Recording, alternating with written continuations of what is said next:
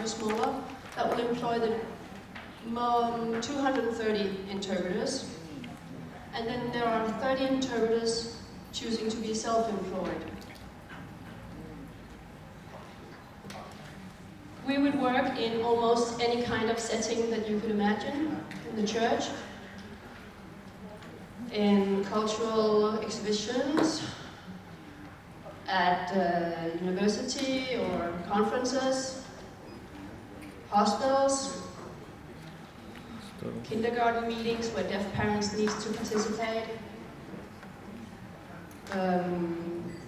different school settings, even at the theater. And we also have interpretation on television. So it all looks quite nice. But I'd like to share a few problems with you. Being an interpreter, we are experiencing increasing decentralization. And I'm telling you this because I want to show you not to go that way.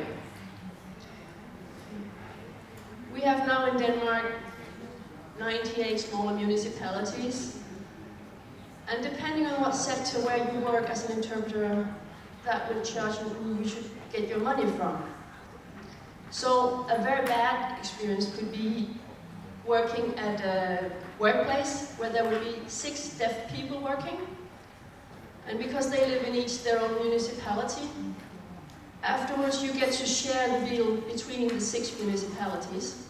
So you work for an hour and you make 6 bills of each 10 minutes and you send one to each municipality. Don't go that way. Whoa.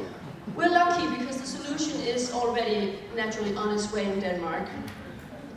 Almost all deaf babies, they have cochlear implant. And unfortunately in Denmark there has been some very efficient doctors, meaning that children with cochlear implants shouldn't have sign language because it would interfere with the way they learn spoken languages. So in Denmark, cochlear implant means that there is no sign language taught to parents or children.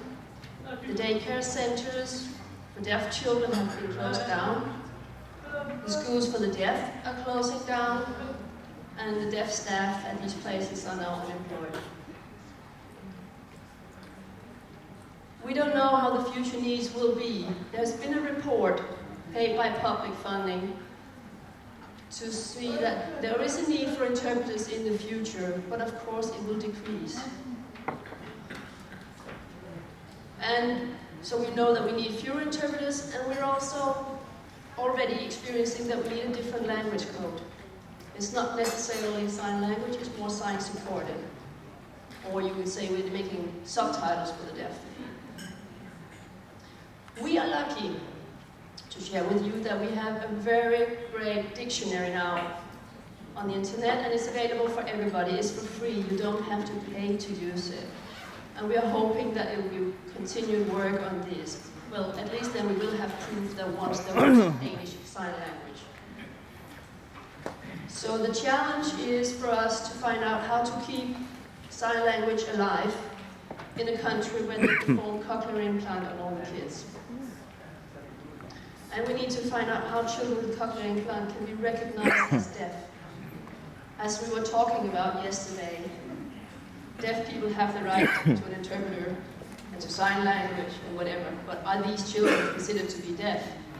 The Danish Deaf Association has been working on gathering information on cochlear implant, and we need all the information we can get to prove that sign language isn't disturbing spoken language. So whatever you have, let's collaborate on it and work on it, because I know we have the similar problems in other countries.